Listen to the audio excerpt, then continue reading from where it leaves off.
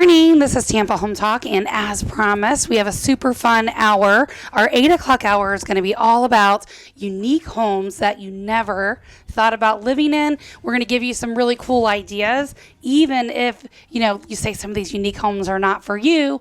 We've got a lot of, let's say, supplemental things to go with those homes that you will enjoy for this hour. So, welcome. Adam skidooted out. We got a full house. We're like out of mics. Rotate in, rotate out. I like it. Adam does his drive-by 2-minute tip of the week. Yeah, he's going to be back for the 9 o'clock hour. This is Leo Kane with Beryl Engineering and Inspection. Yes, and he's dressed like really cash today. Well, I'm getting my house tented, so I have to wear what I'm going to wear all weekend because I can't go back into the house. I just grabbed my PlayStation in this one outfit, and I'll be camping out wherever I can plug a TV into. So our guests, I'm going to introduce them. I've got several in the studio and one on the phone. So Dominic Martinez, not only with Red Door number 5, but also Rustic Steel. Welcome back.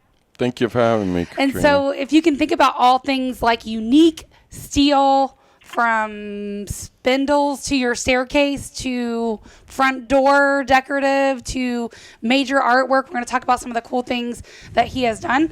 And we also have Karen Sebesta with Red Door number 5. Really cool place. Had the chance to check it out yesterday with Dom. And it's been a while, right? It's been 4 or 5 years since I was there. I was like, oh, you want to see the pictures from 5 years ago? I'll tell you about that space too. Or actually, Karen's going to tell you about that space. And we also have Eric. Help me not butcher your last name. Yes, thank you. Olexi. Olexi. And he is with Rice Intermodal. Intermodal. Yes. And they have a very unique product. They actually sell the shipping containers. Correct. You guys are familiar with those. You've probably seen houses built out of these. And they're in the movies? Yes, all kinds of stuff in these. And so we're going to talk about some of the really cool things that Eric does and he has seen over the years. And then joining us by phone is Herb with Tampa Bay Tiny Homes. Welcome. Thank you very much. So glad to have you today. Sorry we didn't get you in the studio, but we're glad you're here. And so Herb, let's talk a little bit about your tiny home. So you guys are building still a lot of are you doing tiny homes or are you doing like the mother-in-law accessories? Well, actually we do both. We do tiny homes on wheels and tiny homes on foundation. In St. Pete, where our warehouse where we build at, zoning is somewhat of an issue when it comes to tiny homes on wheels. So we get more requests for those particular bills in different cities and counties. But here locally, within the Tampa Bay area, we are doing quite a bit of tiny homes on foundation, a lot of mother-in-law suites, and some residential. Got it. And so most of your business is it's independent tiny homes or like in-law cottages? Most of it is definitely independent tiny home. We specialize in minimalizing and affordable living. Now, I know we've covered this before in the past, and one of the issues that we heard was really an ordeal for them is the municipalities. There's because the average tiny home is 500 square feet, maybe or less. The average. Yeah, it's about 500 or less is really what's considered a tiny home. But, I mean, we've built tiny homes up as much as 800, 900 square feet. That's like an apartment on wheels. Kind of relative to, yeah, exactly. Well, if you're coming from a 3,000 square foot home where a lot of people are downsizing, to some people that's considered tiny. But technically, if we're wanting to nail it down, you'd be about 400 to 500 square feet or less. Is what's really considered a tiny home, particularly if it's on wheels. Now, are you still having some challenges with regards to municipalities not wanting homes that small, like on a plot of land? So that's beginning to change. I think the size of the home part is beginning to change because everyone is on board and advocating for affordable living and sustainable living. It's when it comes down to, for instance, containers in certain areas, for whatever reason, the community, they just have this bad perception of what that brings to that community in regards to cosmetics. Oh, we're going to talk about that this hour. I think we're going to change some people's perception about that. Well, I hope so, because that'll help us as well. So tell us a little bit about your customer. So who are the people that are buying your tiny homes?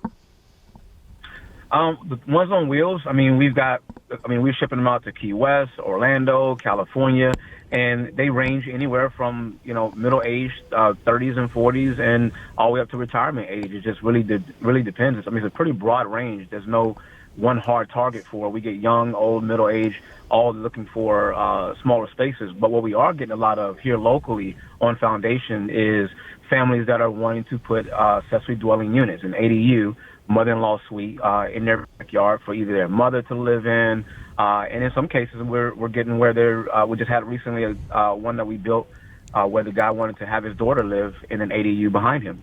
I mean, I guess if it's on wheels, you can move it pretty easy. But when I think about wheels, I think like a camper, like a travel trailer. That's a step up. That's built better than, some of the plastics that go into a pull behind travel trailer. That is absolutely correct. It's basically an RV camper, and the difference is though it feels like a home. It doesn't, it has the character of being inside of a house. All right, you got to give me a cool tiny home story of somebody that you've sold a home to. Like, tell me about something that happened, like maybe after they moved in. Well, I mean, the coolest story I can tell you about a tiny home really is,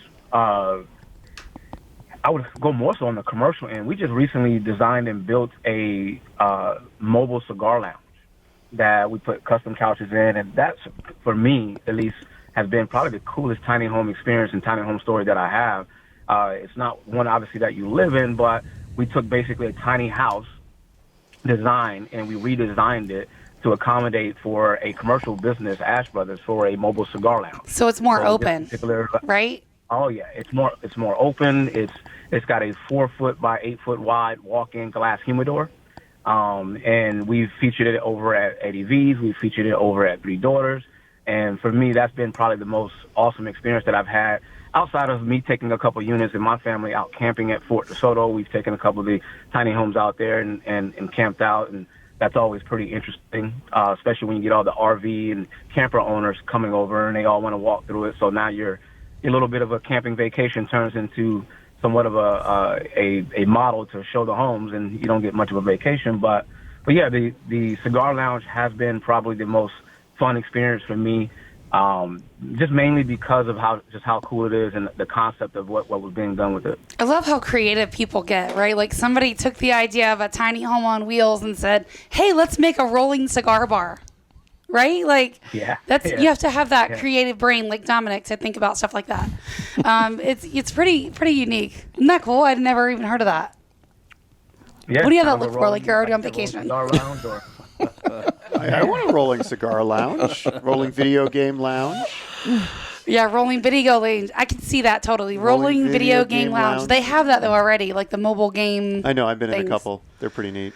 It's like a moving LAN party. Yeah, it is really. So the tiny homes, like what other cool things have you seen people use it for other than like accessory dwellings? Because I imagine that's the bulk of your business, right? Yeah, it is the bulk of our business. We've seen them used for art studios, families. We have actually a good friend of ours. He's getting ready to build an ADU in his backyard. It's somewhat of an art studio for his wife. She's an artist. So we've seen them used for that. We've seen them used for pool houses, man caves. I mean, when you think of tiny space, and that's, I think, why we're getting a lot of interest in ADUs is that locally, since we've built so many of those, we're getting a lot of people that whenever they come into a situation where they want a small space, regardless of the use of it, they think tiny homes, and they think Tampa Bay tiny homes. You're saying ADU, so break that down for the listener. So an ADU is an accessory dwelling unit. So if you have a piece of property that has no structure on it, the first structure that you put on it will be considered the primary structure. So if you put a detached garage or a in-law suite or an additional second structure on that property, it is considered an accessory dwelling unit. Yeah, it's pretty cool. Like not if they're on wheels, but like if it's a permanent foundation, and if your municipality allows that accessory dwelling, you can, like, let's say you have a parent living there, they actually have what they call a granny flats exemption. It's not a lot, but it's a little extra exemption that you can get on your home if you have that. So what's the average size and price? About 500 square feet, but how much do these things run? They don't run their drove. Well, they range anywhere from they run anywhere from about $40,000 to about $150,000, just really depending on size, features, finishes, and what have you. So the most basic model stripped down is probably going to be $40,000, right? That's going to be boring. $45,000. All right. Henry Dorsey with Tampa Bay Tiny Homes. If you want some more information, just text TINY to 813-377-2775. You can call or text to get information on the tiny homes. 813-377-2775. Stick around. We'll be back. We are going to cover market stats. We didn't do it yet. We're going to do it in segment 2. Stick around.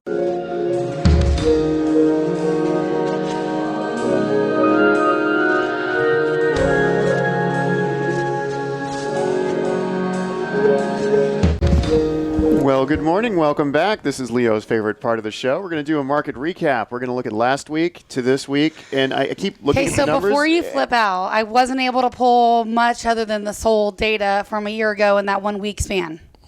Go. So I'm looking at last week and this week, and they look about the same. I mean, about the same. We're in the height of the busy season. Everything looks pretty flat and pretty awesome. Awesome flat. If you're going to go flat, you got to go high and go flat. Yeah, unfortunately, I can't pull the data. When I pulled it, the numbers were wrong, so I'm not even going to go over that. But the sold data is accurate. Yeah. So right. We're right in the midst. I mean, the sold of last year is probably the average of the sold of this week to the sold of last week. We're still well above 1,000 sold. We're still above 1,000 listed. Price increases are on the rise. Price decreases are on the decline. There's still one little nuance. I mean, there's still less listings than we had a week ago. Yeah. And there's still more pendings than we had a week ago. So we have less properties out there for your buyers to buy. Continuing to be less But properties. all your balloons are gone. Does that mean all your people popped balloons? No, that was last month's thing. We were a little delayed taking them down, but they got to do something new this month. We got to change it up and not keep it boring. So market recap, the things I'm taking away from here is our market is healthy. Our market is on par with last year. All of New York and D.C. and Chicago, they're all moving here. They're all moving here. Usually we get the Midwesters moving here as well. The 5 or 6 people that live in Wyoming are always looking to move here. I got a Wisconsin one yesterday. Pan cash up to 700. And then Hernando County's on the explosion. Just stop with the Hernando They thing. are Will on you the please? explosion. But I mean, my key takeaway here again, and I can't stress this enough to the listeners out there, our market is strong. Our market has, I guess, rebounded. It's steady. It's in par with last year. Yeah, it's not slowing down. I mean, even though the unemployment numbers are still crazy and COVID seems like it's resurfacing its ugly little head. Which they said it would. Yep. It's, how do you think that's going to play on our economy? Any thoughts on that? What? I think housing's still going to be strong because people are still going to have jobs. Employers are allowing them to work remotely from anywhere, and people want to live here, not where it snows. Yeah. Can you see yourself being quarantined in this house? I don't live here, but that's your new self-raise. That's the question. That's your self-raise. Is your house large? I mean, now more than ever, people have had months to determine that their house is too small for them. They need to upgrade, or they've done all these little side projects without permits that'll come to bite them in the butt several years. That Leo will find and try to help you later, maybe. Yeah, did you put a new roof on? Something like that. Yeah, maybe gave yourself a new bathroom in the garage. We won't give out any addresses or last names. We talk about that often. So Leo's the one that has to fix all that stuff when you guys go to sell. We're getting insurgents in that. We have one today that someone's trying to close, and we had to. He put a new roof on 2 months ago. Didn't bother to get a permit because the permit office was shut down. He's like, they weren't doing permits. We're like, there was a word there I can't say on the air, but that was that cough, and we helped him get his permit for his roof. So, I think talking to Herb is probably a good place to roll over to Eric and talk about what you do. So you've seen people do all kinds of things with these shipping containers, and you've been doing it for a long time. Yeah, I've been doing it for 25 years now. Originally, we started out of Chicago as a family business. I moved down here in 1995. See? Chicago's moving here. Yes, we are. But yeah, 25 years in the business and going strong. Now, these were not a thing 25 years ago. Absolutely not. So what did you see people using these things for 25 years ago compared to today? Same thing, a lot of the same things, similar things that are happening now. Job sites, storage for just about anything as far as Publixes and Walmarts. So you're seeing a lot of people use them as mobile storage. Big time, and that's what historically what it's always been. What's always been geared towards. the whole housing trend and mobile bars and restaurants and retail stores has only come about within the last 7 to 8 years, where it's become more prevalent. But it's always been geared towards the storage market, whether it's personal, as you know, Yes. yourself. Yeah, I know because I met Eric because we actually bought a shipping container. Yes. So we'll talk a little bit about that, the size, and the cool story that came with the container. Right. And but yeah, it's really blossomed into a lot of different things, and it's opened up a lot of doors to go in many different directions. There's so many uses, and the military's contributed to that. They have done a lot of unique and pretty crazy things overseas with these things. Like what? Just command posts, in the middle of Nowhere. third world countries. I have friends right now that are deployed overseas in Afghanistan, and I've gotten pictures of some of the things they've done with these containers, and it's unbelievable. I mean, they're pretty cool. Like we've got some cool stories to share, but why don't you tell the person listening how big these are, like what the size is, and Right. because there's different sizes. As far as the width goes, they're stationary in that they're 8 foot wide, either 8 foot 6 high or 9 feet 6 high, and or 20 feet long or 40 feet long. Those are the basic dimensions of the shipping container. They also come in different sizes, but we also cut them down at different sizes, which is where all the modifications and whatnot come in. Yeah, you guys do a lot of modifications to them. You paint them. Correct. You yeah. install doors, like... We'll do just about anything a customer asks. There's nothing that's not... I've never come across anything that isn't, doable or feasible. And it's, for the most part, it's very cost effective, which I think is why it has transitioned into the housing market.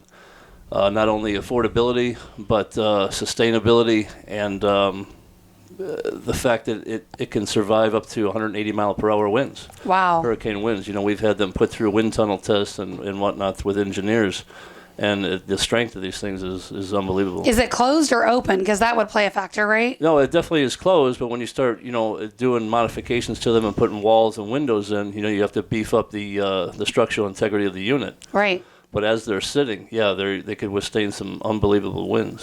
So how many people have you seen build homes out of these? Because you see places like Wiregrass, or not Wiregrass, the Groves. The Groves. If you haven't seen that, they're building a whole outdoor container park. Yes, they are. We get in some of that where we've supplied some of the containers and done some of the modifications. We've also done some things down in Channelside, across from Amalie Arena, where we've made them into the bathrooms out there for Fergs and whatnot.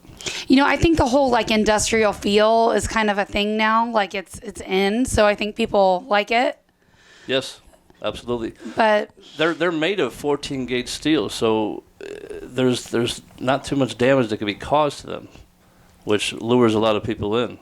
How long do those things usually last, right? Because people actually use them for different things. I think a common misconception is they use them once and throw them away, but that doesn't usually happen, right? No, they go around the world sometimes many times. Many times. By the time some of them get to me, they're, on average, if they're a used container, they're 10 years old. We also have what we call one-trip containers that come in overseas with one load in them.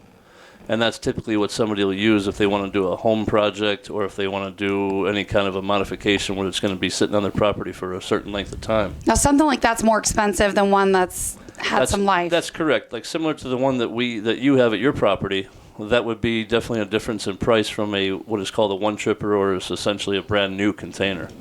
What's that difference in price? Is it substantial?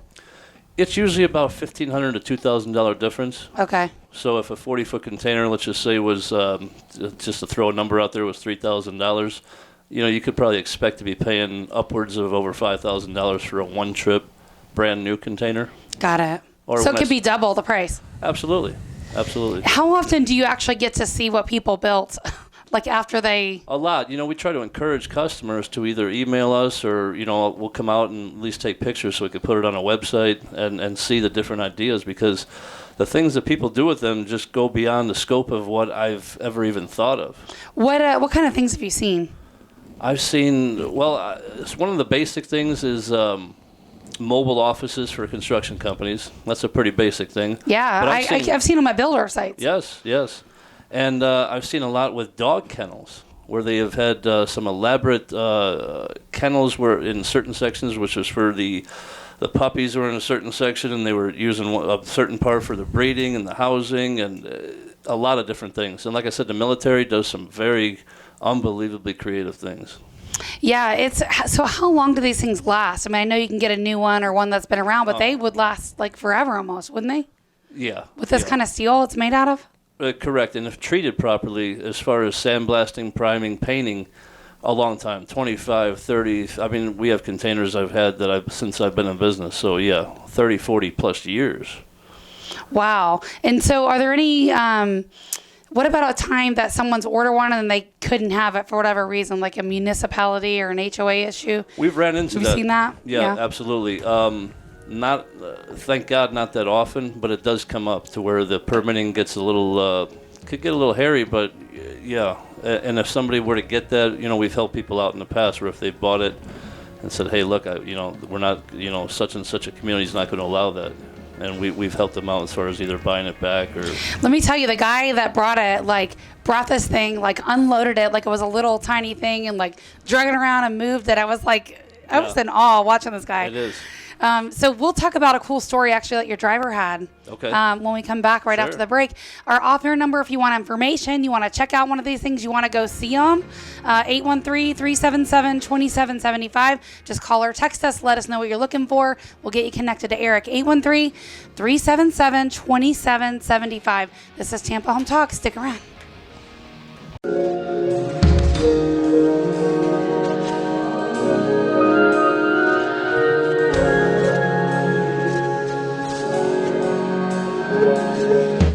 Well, good morning. Welcome back. This is Leo Kane with Beryl Engineering and Inspection. You're listening to a steely hour of Tampa Home Talk, getting all the lowdowns on the movable homes, movable offices, little container parks here and there, popping up. The industrial revolution, we'll call it, of 2021. So I got to tell you, the guy that dropped off the container, Eric, he was telling us this whole story about how this guy, it was like $1 million plus neighborhood, right? So you would never imagine this. But as you said, they can be sandblasted and painted and really look beautiful. So this guy literally ordered 2 containers and put them in his backyard, and they were far enough apart, and then he built trusses on top. And he had one of them to store his go-karts. The other one was a workshop. And then it was a working area in the middle. Yeah, the garage in the middle. Yeah, that happens a lot. That's awesome. All right, Leo, what is that like as far as permitting? Is that hard to do? I mean, if your zoning allows for accessory buildings, then you should be able to get it. It meets Florida building code. So absolutely, it does. I really want to do that, that idea. So I told Eric I'm probably going to order another one. And so what do I need to know before I get my permit? You'll need a survey. You'll need a design. Got a survey. You'll need design drawings. I got to have drawings too. Yeah. You're going to be joining 2 different buildings with a roof system that's going to be structurally attached. Yeah, Yes. I guess you're right. Wind loading, we're in the hurricane state.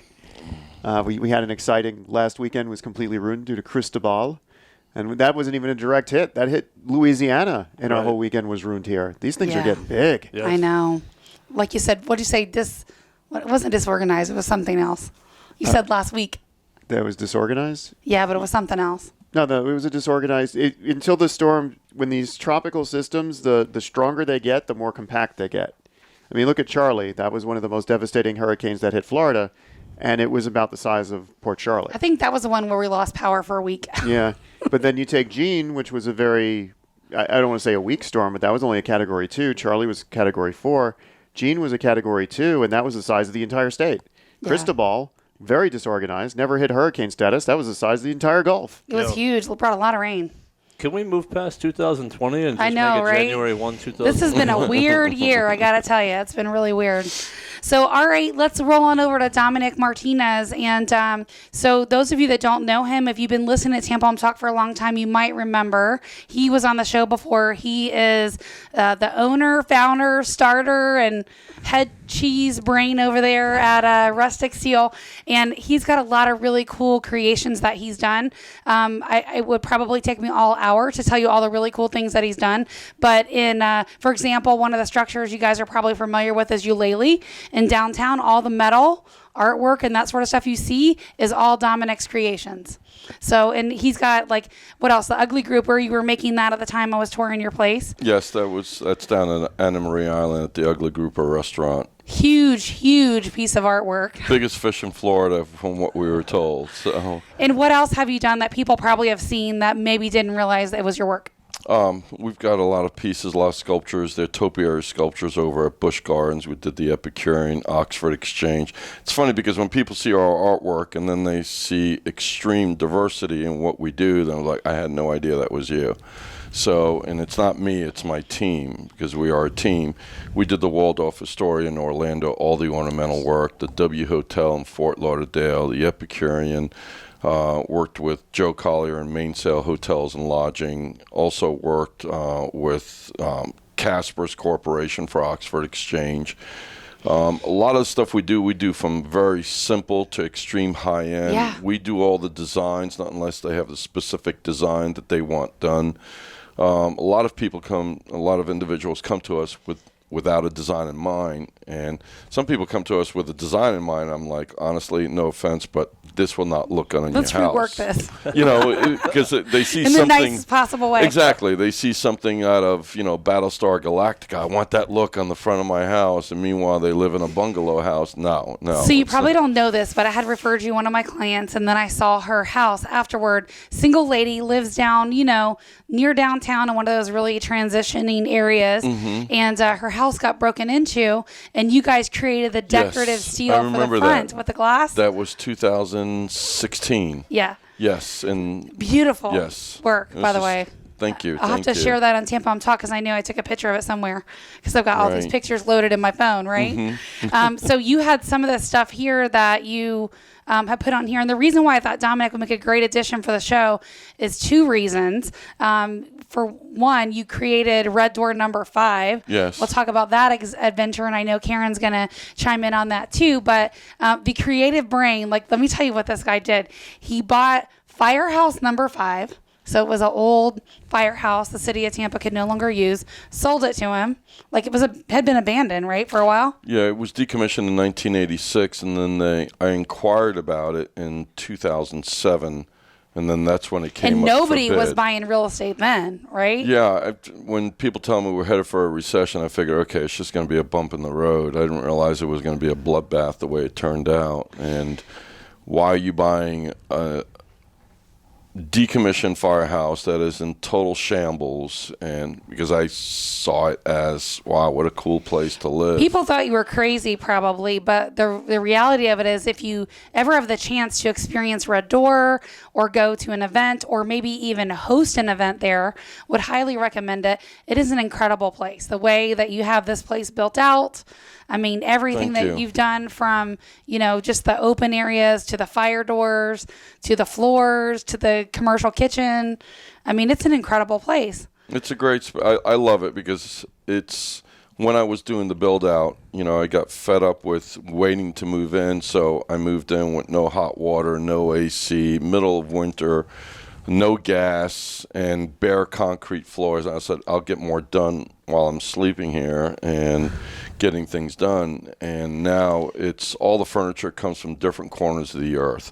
The hardwood flooring is all from the old rafters and the flat roof. The garden I call Avatar because of the 400-pound staghorns hanging from the big oak. The pavers, the city donated to the project because they saw the significance of the project, and they donated 10,000 pavers to the project. The fire department, fire station number 1 and fire station number 5 show up every once in a while. TPD comes by, says hello, because they're like, what is this place? So we've had no issues, and it's just, the thing is that it was a bidding process when I purchased the building, and I had no idea when they said you have to do an RFP, and I'm like, what's an RFP? Request for a proposal. And it's like, well, that's what I'm doing, request for proposal. No, you have to fill out this pamphlet that's about an inch thick, and we did, and basically we were awarded the project, and I was competing, from what I understand, about 250 to 300 individuals. But Mayor Pam at the time liked my plan the best. Live workspace, open it up to the general public. And the furniture and the decor is when a lot of people have mentioned that you walk in, I don't feel like I'm in Tampa anymore. So I've accomplished my goal with that. Yeah.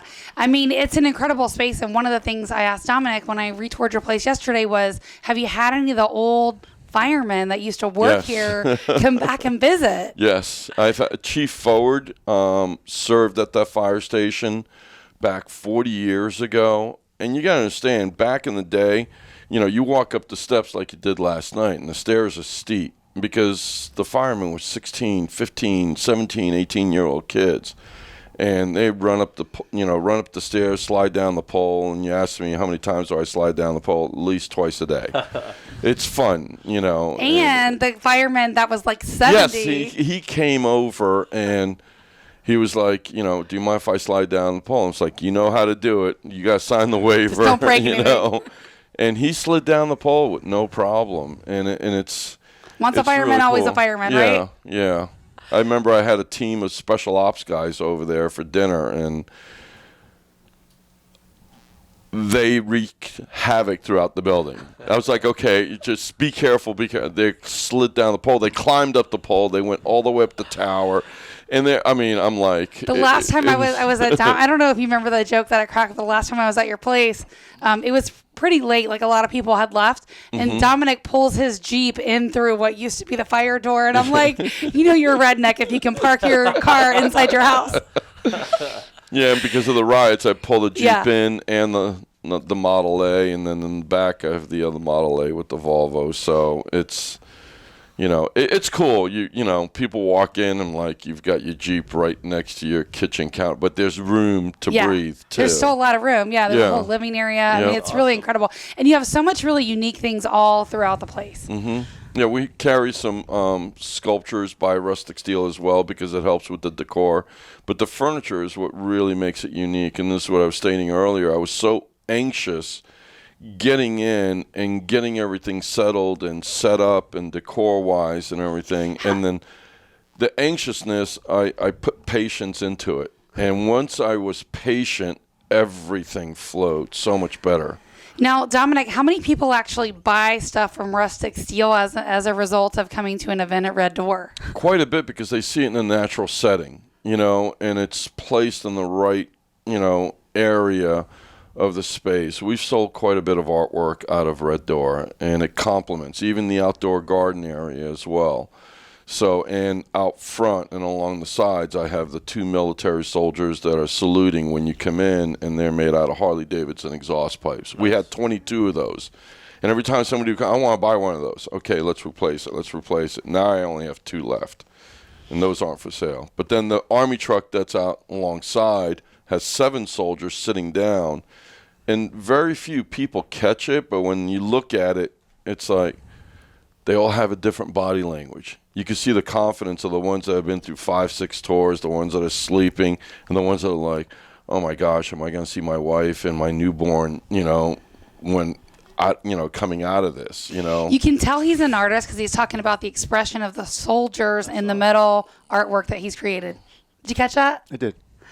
And Karen, she's doing a lot of the sales for Red Door, right? So she's booking events and all that sort of stuff. You guys, what are you seeing there? A lot of weddings and COVID kind of was a little bit crazy. You guys had a cool welcomed break, right? Right. It did stop a bit once all that hit, of course.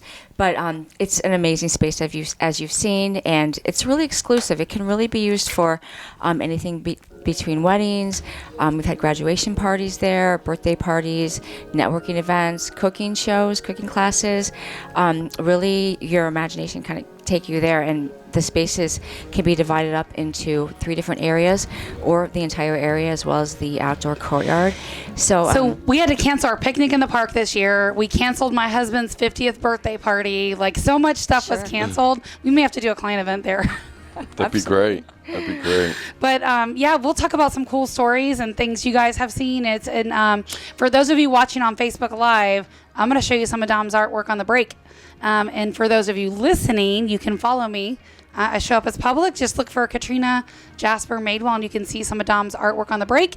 And if you missed it, we'll try to get it on the camera so that you guys can watch it on YouTube at a later date. All right, this is Tampa Home Talk. If you want some information, you need something metal created at your house, 813-377-2775. 813-377-2775.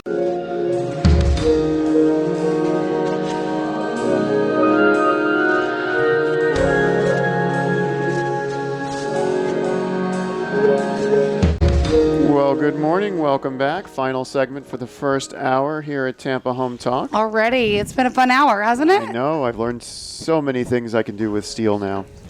I had some questions on my outline, Dom, that I know the person listening might want to know about Fire Station 5, so we probably should run through those real quick. What were some of the biggest challenges that you endured making this place livable? The walls are 18 inches thick. The floors are 8 inches thick. It's a 2-story building with a 5-story tower. The challenges that I came across is that you can't replumb the walls or run electrical through the wall. So it's very industrial, it's very eclectic, it's extremely unique, but yet it's intimate and charming at the same time. And it feels very comfortable the minute you walk in, the way that it's been renovated, the way that it's been decked out. All the plumbing is exposed copper and it's polished, so it really adds a nice accent next to the brass fire poles. The electrical conduit that's exposed, it just shows the outline of the building. At the same time, I walked around the building with a small sledgehammer and I started hitting the walls. Whatever fell, whatever stayed. And it shows the bones of the building. It shows the materials. You got this cool, exposed brick Exactly. with concrete around it. It's really neat. It really showed what resources back then when they were building, whatever resources they had of whatever materials they could grab, that's how they built it. But it's really incredible of how it maintains anywhere from 15 to 20 degree temperature difference. When it's 45 outside, it's 65 inside without the heat on. When it's 100 outside, it's 80, 85 inside. So it has a really good R value because of the terracotta block, the stucco, the brick, layers upon layer. But overall, the way that we designed it, we had to cut new plumbing lines, sewage lines, through the concrete, and it made it what it is. How long did it take you to get this place in order? I know you said you moved in and you didn't have no running water pretty much. Bought it in late 2007, and Colonial Bank at the time was going to say, we're going to finance the project for you, and it took a while to close with the city because of some just timing. And next thing you know, Colonial Bank pulls out. And I was like, great, what am I going to do? I'm still going to buy. I'm just going to go. And I really didn't realize what the true definition of recession was. So I did all the demoing that I needed to, and then the city gave me a small loan to get the project jump-started. So it took me approximately 10 years from 2007, and then I moved in December 4th, 2015. It's a long time. And that's when you pretty much walked in. It was the month of December, because I remember looking at the pictures. I had my jacket on because it was cold. Yeah, there was no heat in the place. So, but I survived. Now, you left some artifacts behind, right, in this place, other than the brick? There's other stuff, too. Yeah, the sewage drains that were buried underneath where the trucks were when they parked, so this way all the water drains out. I use those as flower pots in the garden. The whole flat roof, 2,000 square feet of it, I kept all the lumber, and I sent the lumber up north to get it planed down, kiln dried, tongue and groove, 3/4 inch plywood, 3/4 inch old pine, Florida pine, and that turned into the hardwood flooring for the downstairs and the upstairs as well, which you saw and witnessed how beautiful that is. It's really an amazing place. What's your favorite thing about living here, other than the fact that it's cool and it's so unique? Last night, it's funny because I open up the doors and I think it's a pretty cool sound system downstairs in the living room, and I literally just crank the music, and some people it's like, okay, he's playing Pink Floyd, then he's playing Bolero, and he's, and the neighbor, and it attracts the neighbors. And last night I'm surprised nobody came out, but it was drizzling a little bit. And I just take a chair and a table, and I just sit back, and I was on the, texting Karen back and forth. And not too long ago, I had friends of mine that I've known for 25 years, and they came in to visit for 2 weeks. Well, they stayed 92 days, and This was during COVID. Yeah, right? they had an RV. They parked it in the back, and every Thursday, Friday, Saturday night, we would camp out front, and people would be driving by like, "What's going on?" We even set up a dining room table out front of the firehouse, and people were like, "What is this place?" It's so unique, it's so different, and it really stands out. And the city selling this to me it's a privilege and it's an honor. And for the past 2 years, I've been running it as Red Door, and finally, I've literally, passed the baton on to Karen, because I couldn't find a better match for the space that could represent it in the true and exemplify really, really what it is. And Now, what other proposed projects were supposed to go in there? Do you know? Because you said there was like 200 or 300 other They want vendors. to do a UPS store. They want to do an architectural office, a law firm. They want to do the French consulate upstairs, an Italian restaurant downstairs. They wanted to all these different projects, and I said, I just want to live, work, and open up the space, because it's not my space. It's the public space, and people love it. And during Tour of Homes, we had well over 400 people that came through that day. Did you do the Parade of Homes? Yeah. Wow. For Tampa Heights. And not the year before, but the year before that, because they skipped a year, but it really, got a lot of attention. And we've had a lot of celebrities in there as well. Still trying to get a A-list performer on top of the roof and just do it through social media just for 2 hours, like the Beatles or the Rolling Stones did back in the day. Let's create some history in this town, change things up a bit. I have a feeling you will. As Tampa I know. grows, and, I've been getting some inquiries. So we've had Crazy Town in there perform on the platform downstairs. We've had a lot of other celebs, and it's quite an honor. It really is. It's so unique, and Karen is organizing a lot of private dinner functions, corporate functions, because we're getting a lot of inquiries, especially with COVID. And what we're able to do, we can have private dinners where we have private chefs come in and cook. The space is really open too, Yeah. to the chef and everything. So it really just flows very well. There's a separate little dining area off, and then another area where people can flow to. And I noticed the mobile bar area there. Right. So it's very well set up. And we're sprucing up the gallery area as well. But, when people walk in, I always pay attention to their body language and their reaction. Yeah. Because they walk in. And even when you walked in, you were like, wow. I'm always amazed. I'll probably be that every time. You were there like 4 or 5 years ago. And when you share those pictures with me that you took, I'm like, oh, my gosh. But when people do walk in, it's like, all right, Dom, we're already out of time. We're going to have to have you back. If you want to get information on Red Door, doing an event there, rustic steel, you need something unique made for your home, I got another client I'm going to refer you. Reach out to our offer number, 813-377-2775, 813-377-2775. Next hour, protect your assets. We'll be back.